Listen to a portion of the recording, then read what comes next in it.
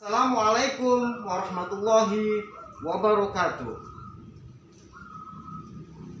Para mahasiswaku, mata kuliah ilmu perpetaan kartografi, pada kesempatan ini mari kita bersama-sama mengkaji bersama. Minggu kemarin kita sudah membahas di pertemuan-pertemuan sebelumnya terkait dengan konsep dasar kartografi, kemudian tata peta atau letak peta atau layout peta. Nah, nanti pada kesempatan kali ini nanti akan dipaparkan oleh kelompok.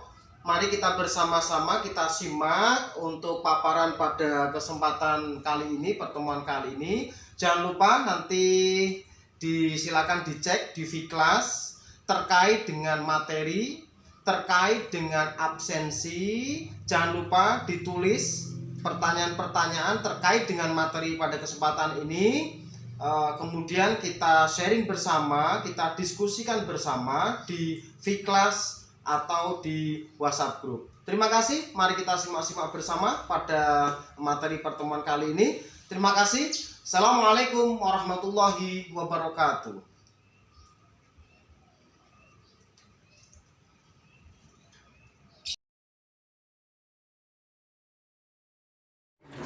Assalamualaikum warahmatullahi wabarakatuh. Hai teman-teman semua, apa kabarnya? Alhamdulillah sehat dan tetap semangat mengikuti perkuliahan ilmu perpetaan yang diampu oleh Bapak Dhani Miftah M. Nur MPD. Dari diskusi di Vclass, kami mencoba membuatkan ringkasan materi terkait dengan judul membaca dan menganalisis peta. Untuk itu, mari kita simak bersama-sama materi yang akan kami paparkan. Untuk diskusi, bisa kita gunakan Vclass atau grup medsos yang lain sebagai wadah diskusi serta sharing. Mari kita simak bersama-sama materi mengenai membaca dan menganalisis peta. Sebelum itu, saya akan memperkenalkan anggota dari kelompok saya. Yang pertama, Novia Fatwa Niswatin. Yang kedua, Munawara Nurliza. Yang ketiga, Enda Fadilatul Ummah. Dan yang keempat, Fasfahil Sofhal Jamil.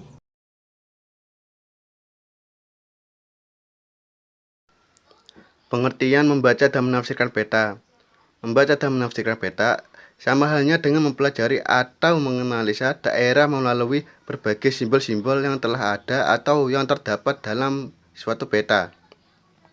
Berdasarkan simbol-simbol yang telah ada di analisis, maka akan diperoleh suatu kesimpulan.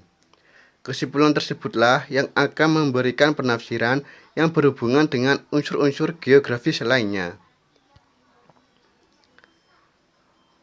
Terdapat beberapa faktor yang dapat dibaca pada peta, yaitu antara lain 1. Kenampakan utama.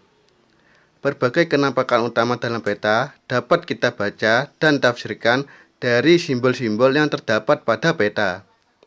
Kenampakan utama dalam peta mencakup kenampakan alam, sosial, dan ekonomi.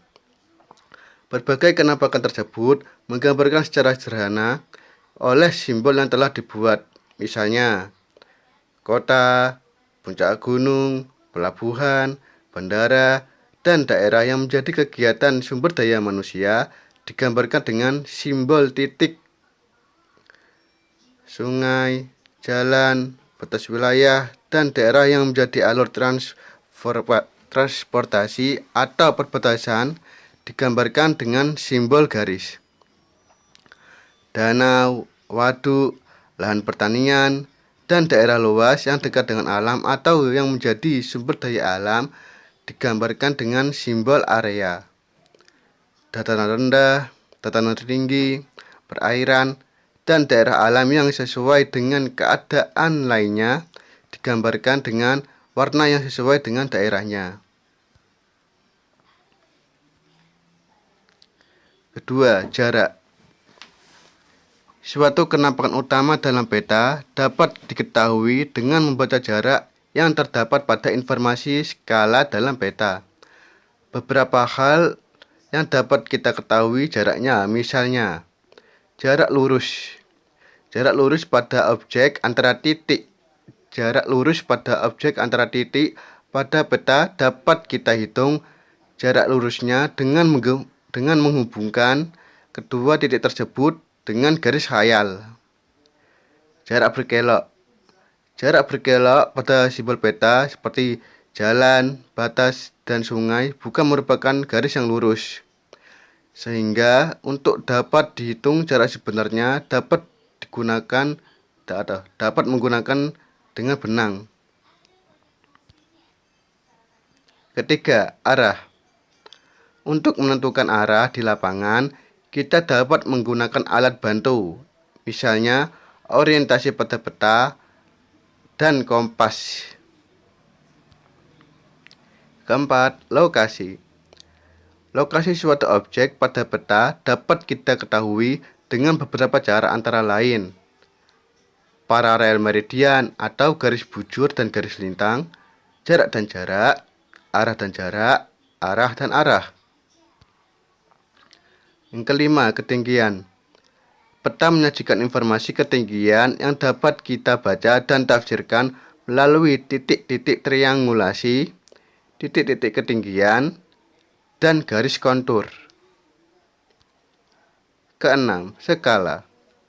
Skala dapat mengetahui berapa jarak dan luas suatu daerah atau lokasi yang terdapat dalam peta.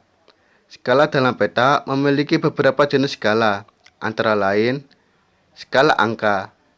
Jika peta Jawa Tengah pada peta memiliki skala 1:2 juta, berarti setiap 1 cm yang ada dalam peta sama halnya dengan 2 juta cm pada keadaan atau kondisi yang sebenarnya.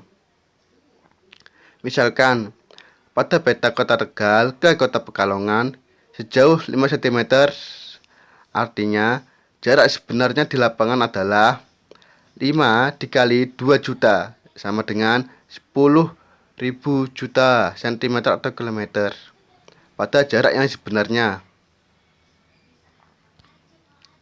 Skala garis. Pada gambar di bawah terdapat garis, itulah yang disebut dengan skala garis. Pada skala tersebut tertera bahwa setiap dua batas menunjukkan 100 km, yang artinya setiap 2 cm di peta sama halnya dengan 100 km pada jarak yang sebenarnya, atau setiap 1 cm sama halnya dengan 50 km dari jarak yang sebenarnya. Skala verbal. Perhitungan skala verbal paling mudah dipahami karena secara langsung dibandingkan dengan jarak yang sebenarnya. Contohnya, 1 cm sama dengan 100 km.